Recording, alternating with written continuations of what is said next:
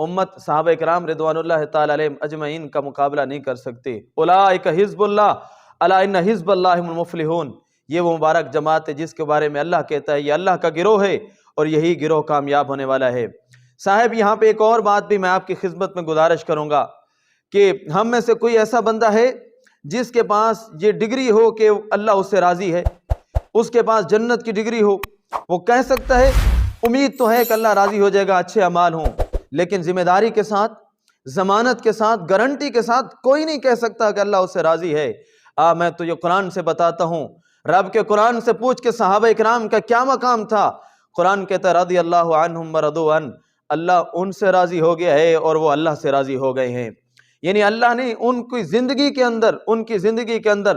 ان کو یہ ضمانت دے دی ہے کہ تم نے میرے مصطفیٰ کی اتنی خدمت کی ہے، میرے مصطفیٰ کی اتنی حفاظت کی ہے، دامے درمے قدمے سخنے، حقیقت میں صحابہ اکرام نے سب کچھ حضور پہ لٹایا، مال وطن جان جو کچھ ہو سکتا تھا مصطفیٰ کی خدمت میں پیش کیا ہے۔ زندگی کے سارے لمحے حضور کے صحابہ نے حضور علیہ الصلوۃ والسلام پر قربان کیے ہیں، جس کے پاس جو کچھ تھا سب کچھ اٹھا کے مصطفیٰ کے قدموں میں رکھ دیا ہے۔ اس لیے پھر رب نے کہا تم نے میرے مصطفیٰ کی ناموس کی حفاظت کی، میرے مصطفیٰ کی تم نے خدمت کی، میرے مصطفیٰ کا